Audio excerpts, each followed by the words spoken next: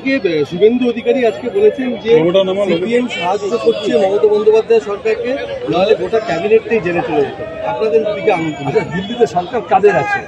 এই চাকরি হারা, এই চাকরি যারা বঞ্চিত, তারা 2014 থেকে বিজেপি সরকারের মন্ত্রীদের কাছে, দিল্লিতে প্রধানমন্ত্রীর কাছে এবং এমপিদের কাছে দিয়েছে দায়ীপত্র।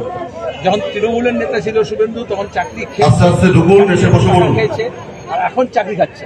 কিন্তু আদতে তৃণমূল কংগ্রেস এই অপদার্থতার জন্য কেন্দ্র সরকার কোনো পদক্ষেপ নেয়নি। করতে কেন আনতে হয়েছে? শিক্ষা তো যৌথ দায়িত্বে, তাহলে সংবিধান অনুযায়ী কেন্দ্র এবং রাজ্য সরকার উভয়ের দায়িত্ব। তাহলে এই চাকরিটি যা দুর্নীতি হলো, যা বেরোচ্ছে, এতে যতটা তৃণমূল দোষী ততটা শুভেন্দু দোষী। আপনাদের উপর দায় চাপাচ্ছে যে আপনারা নাকি গোটা তৃণমূলকে জিজ্ঞেস করলে বিজেপির সঙ্গে সিপিএম এর নাম বলবে, বিজেপিকে জিজ্ঞেস করলে তৃণমূলের সঙ্গে সিপিএম এর নাম বলবে। সুতরাং ভালো, মরার সময় লোকে রাম নাম বলে, ওরা এখন মরার আগে সিপিএম এর নাম বলছে। আর মুর্শিদাবাদের পরিস্থিতি নিয়ে কি বলবে? এরকম তো হওয়ার কথা ছিল না।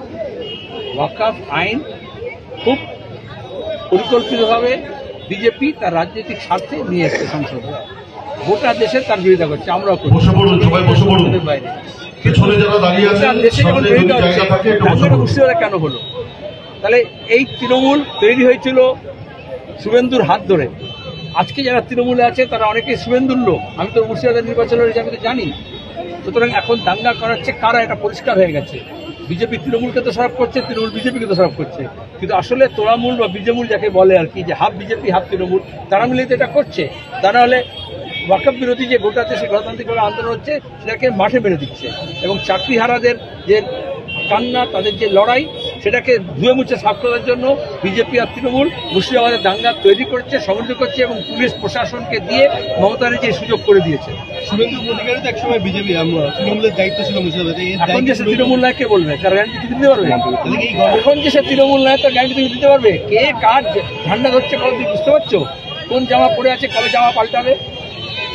এই যে অশান্ত পরিস্থিতি, সাধারণ মানুষের জীবন বিপন্ন হচ্ছে এবং কেন্দ্রীয় বাহিনী নামাতে হচ্ছে, কেন্দ্র এবং রাজ্য সরকার উভয় দায়ী। রাজ্য সরকার, পুলিশ প্রশাসন অপদার্থ ছিল। মমতা ব্যানার্জিকে জিজ্ঞেস করলে বলবে একটু করতে দিয়েছি, সময় দিয়েছি।